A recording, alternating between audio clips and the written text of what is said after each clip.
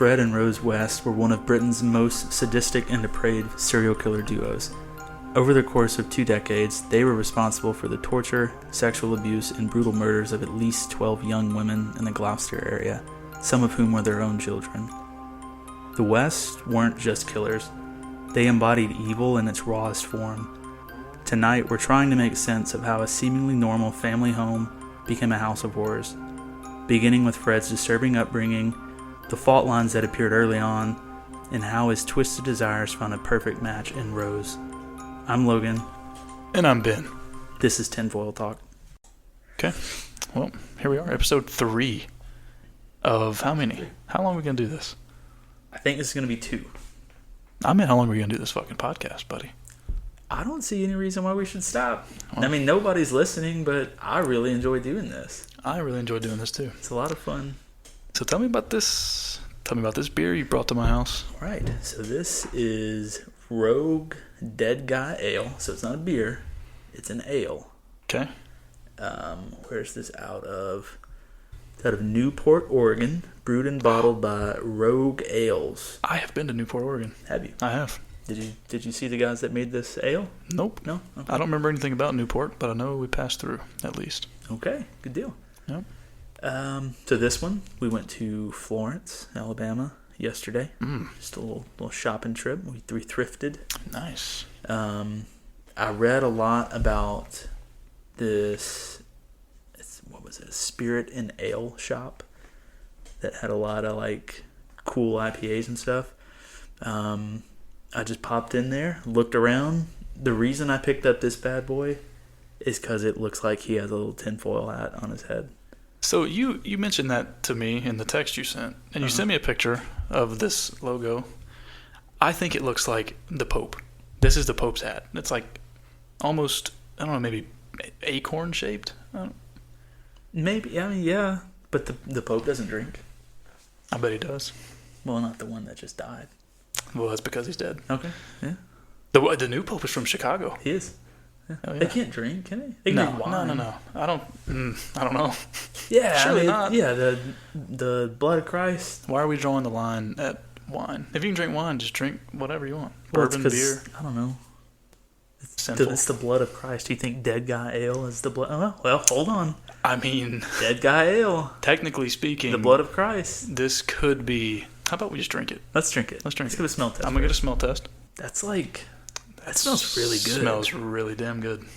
It's got like a sweetness to it. It does. And also like earthy kind of. Almost kind of like a. That smells. I'm really excited to try this. It has like a chocolatey. I'm gonna go for it. Kind of undertone. No hints. Don't. Okay. Let me hear about it as I take my first sip. Yeah. Initially, not as good as it smells. It's okay. I'm disappointed, to be completely honest. It almost tastes like I don't like dark chocolate. Okay. This tastes like dark chocolate. It has a really strong chocolatey flavor, but it's so smooth. It's very smooth. Went down about as easy as a beer can go down. What's the percentage? 6.8. Okay, that's relatively high. I mean, for as smooth as that is, nearly 7% alcohol. Yeah, I think I prefer, because what was last week? What was it called? It's Teddy Loves Pilsner. Teddy Loves Pilsner. I prefer it over this. Really? Yeah. By a lot, actually. I don't really like this at all. Huh. Unfortunately. Okay. Yeah. I'm going to drink this bottle. Do you have a backup beer? Do we don't. have more beer? No more beer? No. Wow. We can cut at some point and go to the store if we need Make to. a quick trip? Yeah. I may have to. Because, I mean, I certainly don't. I don't want to drink this the rest of the night. I don't hate it. It sounds like we're shitting on it. Can't speak for you. You might be shitting on it. I'm kind of shitting on it. Yeah. Okay. I'm kind of shitting on it. I don't hate it. It's unique. Well, it's definitely unique. I'll give it that. I've never tasted an ale like this. I haven't really dabbled with ale at all, really. Yeah, not too much. I'm going to go on a scale of 0 to 10. I'm going to give this a 4.5. I'm going to go 6. Okay, that's not bad. I think you gave Teddy Loves Pilsner a 5. I gave it a 5. I also gave it a 5. I think this is a little bit worse. My main knock with Teddy Loves Pilsner. Good beer. There was almost no flavor to it. You are correct. But I prefer, if it's going to be a halfway shitty beer, I prefer no flavor over bad flavor. I'm not saying this is a bad flavor. I'm not really sure where I stand on this beer, as a matter of fact. On this one right here. I think you made it pretty clear. 4.5 out of 10 is where you stand. I felt that may be low. My opinion may change as I drink this beer. And we're going to give it time. Okay. I'm gonna drink the rest of it. Sip this as we go through. I'm gonna drink the rest of it, and my opinion may differ. It's unique. I've never had a beer that had that much of a chocolatey flavor to it. No, I mean it. Like if you were to tell me this was melted dark chocolate and just beer, like I'd tell you like, yeah, this tasted like somebody melted. Hang on, let me get another sip. That tastes like melted dark chocolate poured into a Coors Light. Okay. That's what that tastes like to me. If you were to tell me that that's what I was drinking, I would believe you 100%. Got it. So I told you it was at 88 on beeradvocate.com. Yeah. Do you care to take a guess as to what Busch Light was? If it was less than 88, I'll be disappointed because this beer is nowhere near as good as Busch Light. When we go to the store here in a bit to get beer, I'm going to get Busch Light because it is cheap and is good. I'm going to give it a guess of 72. 49. 49? Busch Light was a 49 on beeradvocate.com. Why? What is beeradvocate.com? Okay, so beeradvocate.com, I don't really know much about it outside of you can look up pretty much any beer, brew, whatever, and it's going to give you like a community rating. Everybody that uses the website can go on and rate their beer, give a review, whatever. Okay. Busch Light, there's not a ton of flavor there. No. It's not bad, it's just not a ton of flavor. It's beer. It's beer. But like the everyday beers, your Bud Lights, your Mick Ultra, your Busch, Miller, those kind of beers, they get shit on just because they're everywhere. People rate this so high because look at how cool this looks. Now, design of the bottle, I'm going to go 9 out of 10. It's really cool. It's a cool bottle. It's a cool package it came in. The writing style is cool. Mm-hmm. It gives me kind of like that pirate, maybe like late 1700s vibe to it a little bit. You seen that alien they found in Mexico a while back? No. The tridactyl or whatever, however it's pronounced. They found an alien in Mexico. He's kind of sitting just like that alien. I do remember that. Yeah. I thought this pose looked familiar. He's just... Yeah. Yeah, I get it. I don't know. I'm going to be real. I don't know that I'm going to be able to finish this because as it gets up to room temp... It's really bad. It's getting worse. Quick. It's getting a lot worse. I mean, I could probably knock this thing out really quick, but I don't imagine I'm going to feel too great if I take that route. So I may sip this until it's unsippable, and then what you choose to do with them when you leave here is completely up to you. Mm-hmm. I'm going to get them real cold. Okay. And then I'm going to drink them. Well, about halfway through the show, we'll crack open 2 more. Because these aren't really that cold, to be honest. No. Maybe they're better ice cold. I put them in the freezer before I left the house. That was about an hour and a half ago. They came to my car and then in your freezer. They were out of the freezer for like 15 minutes. Yeah, I'm not sure why they're not colder. Fred West was born September 29th, 1941 in Mushmarkel, Herefordshire, England, to Walter West and Hannah Hill. He was the oldest of 6 kids. The West family were described as poor farmers, but they were very close-knit and very protective of one another. It is said that Fred was always his mother's favorite, and he was described as a mama's boy by most of their neighbors. Fred claims he was sexually assaulted by his mother at the age of 12, and he began experiencing with bestiality in his teens. Fred also claimed he believed incest was normal because his father had an incestuous relationship with his sisters. However, Fred's youngest brother, Douglas West, dismissed all of this, saying it was all a part of Fred's fantasy he had created. Fred's childhood classmates described him as dim, lethargic, and regularly in trouble, and by 1956 he decided to drop out of school at the age of 15. Fred pretty much stayed in trouble from this point on, regularly committing petty theft and would aggressively pester women and girls around his town. Fred, sorry to cut you off real quick. You really breezed over Fred being sexually involved with his mother, and then his sisters. Like, did anyone else back this up? So, because you said the brother. Yeah, the brother said that was all part of Fred's fantasy. It's hard to tell. Like, there's a lot of audio out there from Fred. Fred was a pathological liar. Okay. Like, he made a lot of shit up. It's really hard to tell what was fact and what was fiction. However, I will say this incestuous kind of relationship between the father figure and the daughters, that's a running theme. Like, we're gonna read about Rose here in a little bit.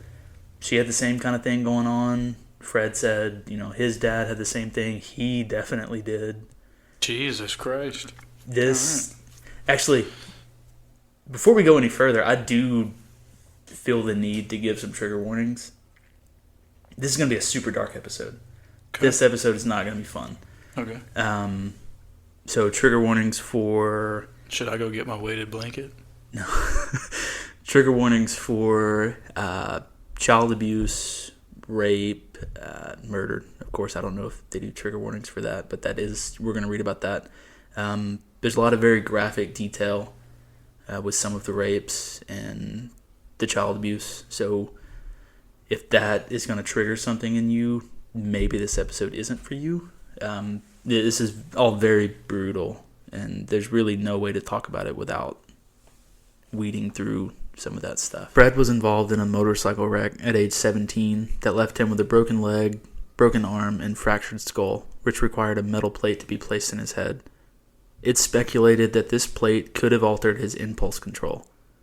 2 years later, Fred would suffer another traumatic brain injury when he fell 2 stories from a fire escape at Ledbury Youth Club. In June 1961, Fred's 13-year-old sister, Kitty, told their mother that Fred had raped her several times since December of 1960. Fred openly admitted this to the police when questioned, allegedly saying, quote, "Doesn't everybody do it?" No, Fred. Yeah. But not really. That piece about the traumatic brain injury. Yeah, 2 of them. That's common with a lot of serial killers. Like, a lot of them you can trace back to their childhoods, and they have had some type of injury to the head. I wouldn't even say a lot of them. I'd say most of them have either like some kind of traumatic brain injury or some sort of just horrific childhood. There's no excuse for the things he or any of them would go on to do, but that is interesting. You can always trace it back to a source as to why it more than likely happened. Yeah. Obviously doesn't excuse the fact that it happened, but also what is the solution there? Yeah. You have a horrible injury, it changes you, turns you into some monster. What? We don't know enough about it, I don't guess. That ties in the whole nurture versus nature kind of thing, because his childhood is blurry. He says it was rough. He says all these terrible things about the way his parents raised their kids. Mm-hmm. That probably had something to do with it as well, but it's the brain injury in general. Yeah, a lot of them have that.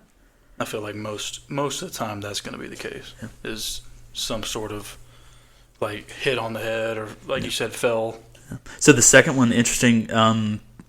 That aggressively pestering women and girls. Mm-hmm. Allegedly, he got the second injury. He fell from the fire escape after he tried to grope a girl.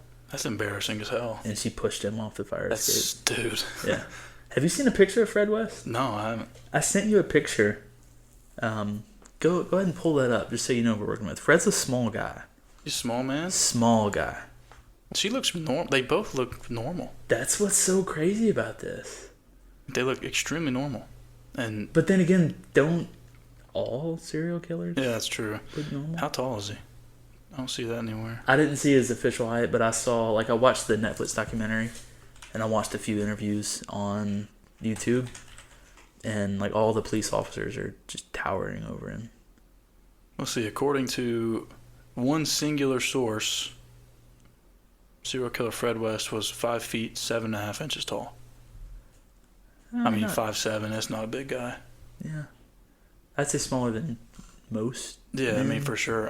This is the average height in England 70 years ago might have not been what it is in America today. I feel like 6 feet normal today. Maybe 5'11", 6 feet. 5'10" to 6 foot's probably the average. Just 6'7" or 6'7", 5'7" may not be super short back then, but I'm sure it's still not. Yeah. Goliath or anything. Fred was tried on November 9th, 1961, but hours before the trial, Kitty changed her mind and refused to testify. Fred's mother was prepared to testify in defense of Fred, so it's believed she pressured Kitty. Most of Fred's immediate family disowned him, and his mother sent him to live with his Aunt Violet and Uncle Ernie. By June 1962, Fred had reconciled with his parents, but remained estranged from most of his family. In September of that year, Fred met Rena Costello, who was pregnant with another man's child at that time. Fred and Rena would end up getting married in November of 1962. Fred's younger brother John was the only one in attendance. Fred and Rena moved to Coatbridge, and Fred got a job as an ice cream van driver, and Rena gave birth to Charmaine in 1963. In June of 1964, Fred and Rena moved to Savoy Street, and Rena gave birth to a second girl named Anna Marie.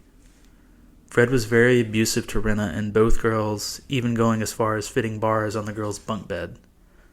The girls were only allowed out while Fred was out of the house. Oh my God. Yeah. He kept them in a prison? In there. Holy moly. Yeah. And all of this happened. This isn't even 25 Cromwell. This is just another house. All of this happened in a normal ass house. He barred their beds? Yeah. Oh man. Yeah. This dude, he should be locked up. This is going to be one of the most frustrating stories you will ever read. Oh, God. I guarantee it.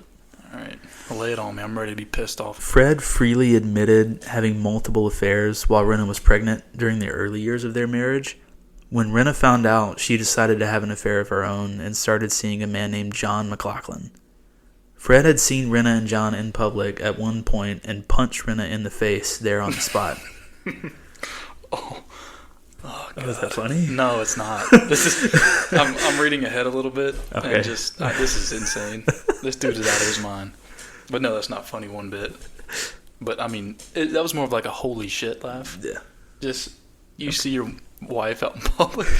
You just, Boo! you just, like, no words are spoken. No. All right. Let's keep it going. John attacked Fred as a result, and Fred pulled out a knife, grazing John's stomach with it. However, John punched Fred again, and Fred fled the scene. John would comment on this years later, saying, quote, "He couldn't tackle a man, but he wasn't so slow in attacking a woman." Rena would continue to see John, and every time she showed up with fresh bruises, John would go beat Fred up. Fred also hit Charmaine on the head when she asked for ice cream from Fred's ice cream van. This prompted another beating from John. Yeah. So Fred is beating his own family. Yeah. Which is then enticing a beating to Fred from John. Uh-huh. This John McLaughlin dude, He don't fuck around. he's badass. I respect that. I wish, this would have altered Fred's thinking a little bit. Give him another traumatic brain injury to maybe cancel him out. Yeah. And he's normal again. Yeah. On November 4th, 1965, Fred accidentally ran over a local boy with his ice cream van.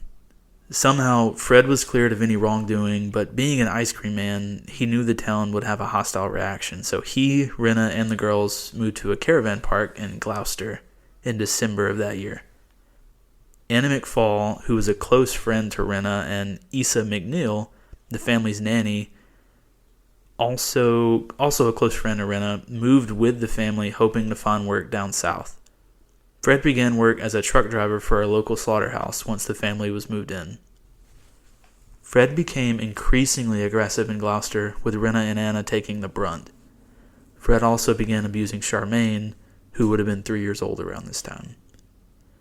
Fred didn't make much money, so he encouraged Rena to turn to prostitution for extra money. Rena wanted out of the relationship and phoned John McLaughlin asking if he would come and rescue her children, Issa McNeil, and Anna McFall from Fred's wrath. Rena, John, Issa, and Issa's boyfriend John Trotter devised a plan to meet up and escape back to Scotland. However, Anna McFall foiled the plan when she told Fred, and he showed up to confront the group. John McLaughlin began beating Fred, who was holding his 2 daughters as human shields. God damn it, yeah. Anna. Shit. Yeah. How do you foil that? Fred is one man who's 5'7", and they're a group of 6 people? The police were called, and John McLaughlin, Rena, Issa, and John Trotter fled the scene, leaving the girls with Fred and Anna. Fred told Rena he would kill her if he saw her again. You said that he was abusing his 3-year-old daughter? Yes. Jesus it's implied Christ. That was sexual. Oh my God. Yeah.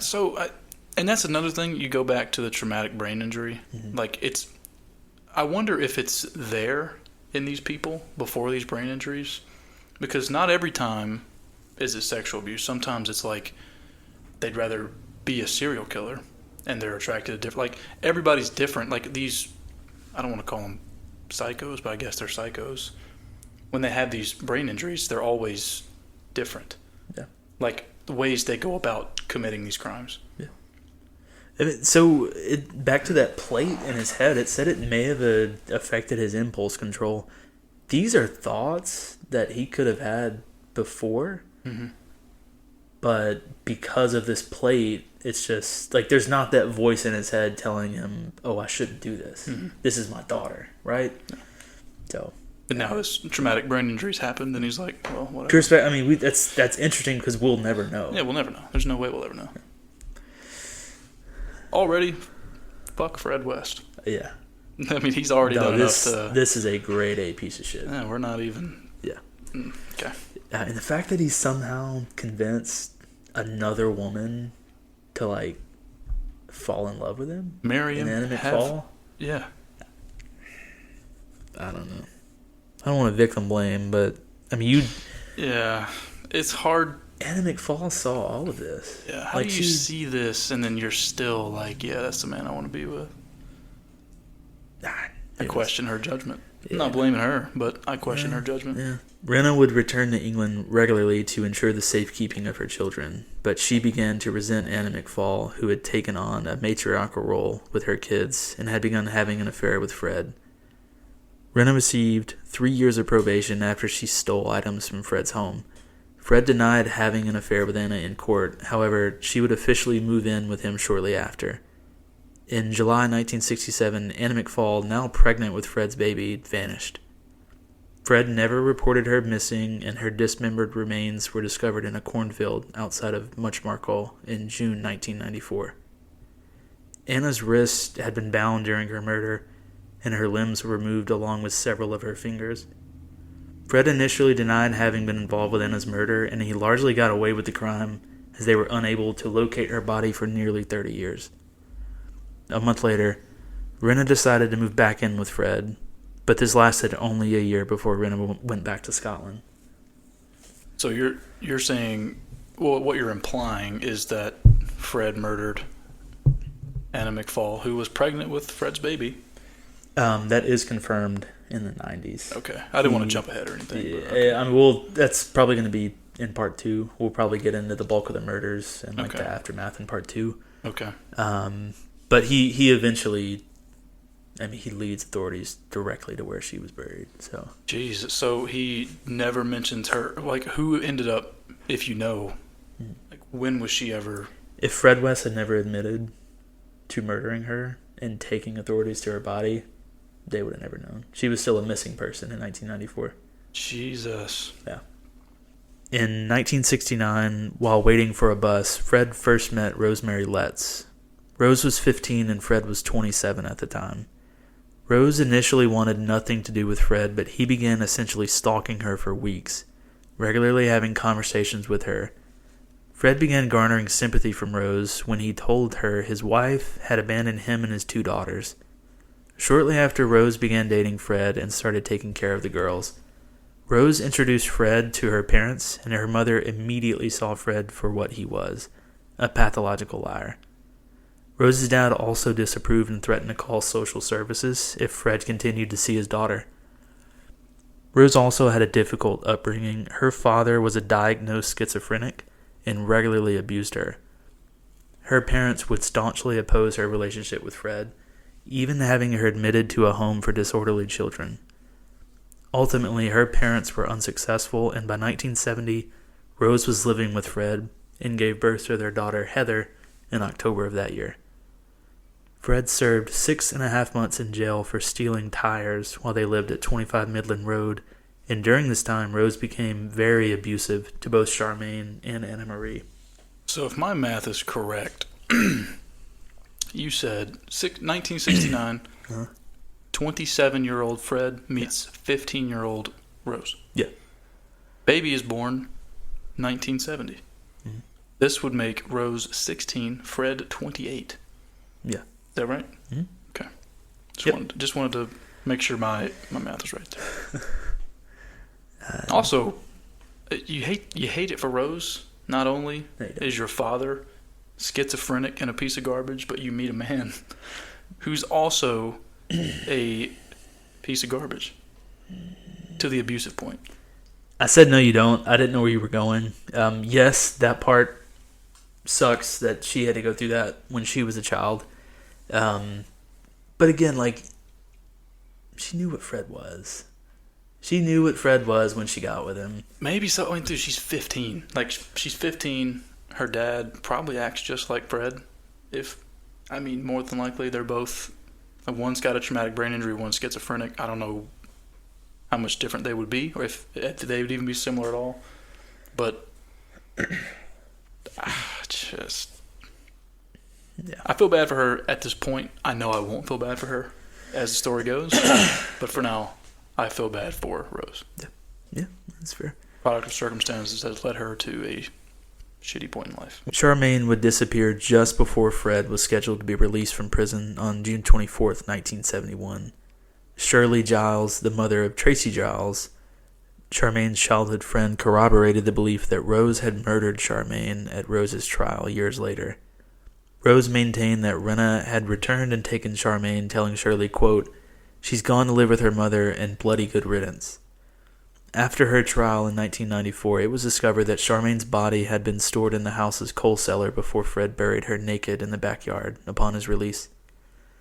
Fred adamantly denied having dismembered his stepdaughter's body, but when Charmaine was exhumed during the 90s, it was discovered that, like Anna McFall's body, Charmaine was missing several bones.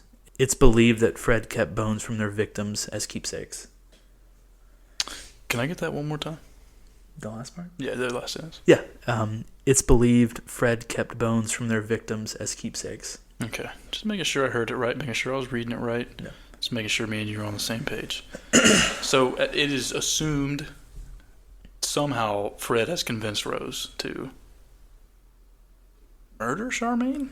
So I don't think it's assumed. I think that's what I'm assuming. Like, not me not knowing what happens next, because I'm going in this blind. That is what, because she murdered her what? Or she was murdered 2 days, you said? Before Fred got out of prison? Fred was scheduled to be released June 24th, childhood friend. Oh, no, I'm sorry, years later. Never mind. I don't think there's an actual, timeline. Okay, but it was just before. Yeah. Again, Rose still to this day denies murdering anybody.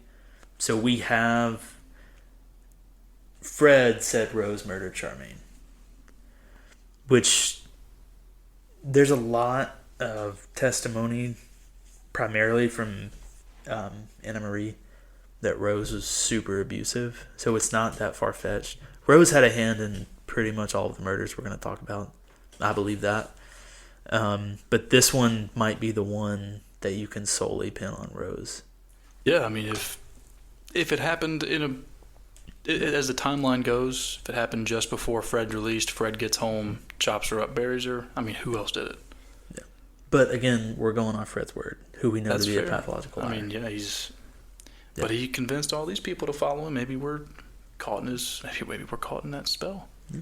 He's got us right where he wants us. That part about keeping the bones, that's something, because that, like, every body they pull up from under this house and Anna McFall's body in the cornfield, they're missing, like, fingers or kneecaps. Like, a lot of kneecaps missing from a lot of the bodies. So, I mean, that's pretty much confirmed. He was keeping body parts. Yeah, I mean, you know, I collected baseball cards when I was a kid, and you grow up, and now maybe I want to collect, you know, guitars or, you know, vinyl records or whatever, but he's just collecting bones, man. Well, have you ever had the opportunity to collect some bones? I mean, I've been in situations where I probably could have killed somebody. Okay. I'm not saying I wanted to. I'm just saying I've been in a position where, like right now, Yeah. I could go in the kitchen, grab a knife, and I'd kill you. Okay. That's not what I was asking. I'm not going to, you know what I'm saying? Like, see, I'm not Fred West. I don't know. So you're saying we're one traumatic brain injury away from you, maybe? No. Well, I mean, who knows? I mean, Hit me on the head. your words, head, buddy, not not mine. mine. Hit me on the head. Let's find out. No. Just hit me real hard, and let's see what happens. Rena had sporadic contact with her daughters, and in August of 1971, Rena tracked down Fred and Rose at their Midland Road address, and she was never seen again. When Rena's body was found, it was extensively dismembered, with body parts placed in separate plastic bags and buried in a cluster of trees outside of Muchmarkle. There was speculation that Rena was sexually assaulted as well. 6 months later, Fred and Rose would get married. 25 Cromwell Street. Oh, you said that like we're about to get into the meat of it. This is where the rest of the murders are going to take place. This is where it begins and ends, 25 Cromwell Street. Wow. All right.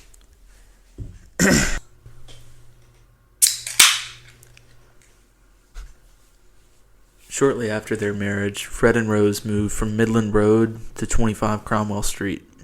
This address would go on to be known as the House of Horrors in Gloucester. 25 Cromwell was a large multi-story house with a top floor being converted into bedsits to supplement Fred's still meager income. The lower floor of the house was closed off to the upstairs tenants, and that is where the family lived. In June of 1972, Rose gave birth to a second daughter named May June. Shortly after, Rose would begin working as a prostitute, working mostly out of the upstairs bedsits. Rose would also begin having casual sexual relationships in the house with tenants and even some of Fred's co-workers. Fred encouraged this, and Rose became increasingly depraved and would take pleasure in physically hurting her partners. The upstairs bedsit situation would eventually devolve into an entire floor dedicated to pleasing Fred and Rose's increasingly disturbing desires. May June? May June. It's not spelled. No, like it's month. M-A-E, Yeah. but May June. May June. I mean 1970s England. Oh, Even what in the hell are America. they doing over there? What do you mean? May June? May June? I mean, I guess it's not terrible, but It's not that abnormal. is it not? No. I've never heard of a May June. I mean, I've heard of May and June. No, We're currently in June, matter of fact. Never heard of a person being called May June, but I mean that All seems like a typical. Like at this point, she'd be an older lady. I mean, she was born in June, so what if it was like June 1st? And they were like, well, she's going to be born in May. Now it's June. Let's call her May June. You know, that's... It's. Yeah. Anyway. I think it's a logical step. Sure. Yeah. All right. In October of 1972, Fred and Rose found 17-year-old Carolyn Owens hitchhiking on the side of a secluded road, and after learning of her hatred for her stepfather, they offered her a job as their nanny and offered her a room at their house. However, Owens quickly became aware of the aggressive sexual nature of the West relationship and decided she wanted to leave and return home. Fred and Rose let her leave, but devised a plan to abduct her and did so on the same stretch of road they had initially met. Oh. Yeah. What? Yeah. They have a thing for bus stops. So, they let her leave, and then devise a... Why not just don't let her leave? I mean, from what I understand, she was like communicating with her parents. through all of this. Okay. She probably told them, "Hey, I'm gonna leave this day." Okay. I don't know. So, I mean, their plan may have been something along the lines of, well, let's make them think they left, like she left here safe and sound on her way home, and then, oh man, she got abducted. This was on her way home. This is 1972. Like, she's not exactly texting her parents, "Hey, I'm at the bus stop." That's true. And I mean, hitchhiking or like walking in general was a lot more common. That's questionable. I don't quite understand that, but that's what they did. That's what I read. Yeah, I mean, hitchhiking, I feel, at least in like the Western U.S., which I know we're in England in the story, but I'm sure it was the same in England. But in the Western, in the 60s and 70s all around the world. Yeah, I mean, it was huge, and that's why I think serial killers thrived a lot more then than they do now. Yeah, just because of easily accessible to people that more than likely don't have that many people looking for them. And we're talking about a kid, 17, so. Last thing that the mom or dad knows is just left the people I work for's house, I'm going to walk home. Like, you're not, at least me personally, I'm not going to suspect the people that she was just babysitting for. Because, like, she was just at their house. If they were going to, like, that would be my mentality. Sure. So, I mean, you saw the picture of Fred and Rose. You said how normal they look. yeah. Like, that's a good front they put on. For sure. Everybody thought they were just a regular husband and wife with some kids that had a bedsit situation. Like, I mean, there's nothing from the outside looking in that would have you believe they are who they were. Yeah. Once the West got her back to the house, Carolyn was drugged, bound, and gagged while being subject to prolonged sexual abuse. When Carolyn attempted to get the children's attention, Fred said he would, quote, bury her body under the pavestones of Gloucester. Fred and Rose then calmly asked Carolyn if she would return to work as their nanny. Carolyn saw this opportunity as a means of escape and began cleaning the house before escaping later that same day. When Carolyn returned home to her parents, she was initially too ashamed to tell her parents of her assault, but eventually did tell them several days later. Her mother immediately contacted the police, and Fred and Rose were arrested and charged with assault, indecent assault, actual bodily harm, and rape. However, by the time the trial came in January of 1973, Carolyn was too scared to face Fred and Rose in court, and all the charges pertaining to sexual assault were dropped. The West pled guilty to indecent assault and causing actual bodily harm. They paid €50 in fines and were free to leave. Free to leave? Free to leave. They went back home. They drugged her, tied her up, and repeatedly raped her, and they were free to leave after paying $50? Yep. This is that point where I think we're going to call it there for part one. But this is that's another theme with a lot of serial killers. There is typically a point where at that point, if it was handled differently, all the horrible things may not have happened. This was that point for Well, Fred I feel like Rose. enough horrible things have already happened. There's been 4 murders, for sure. 7 rapes. I Absolutely. mean, they've been on a tear. Yeah. But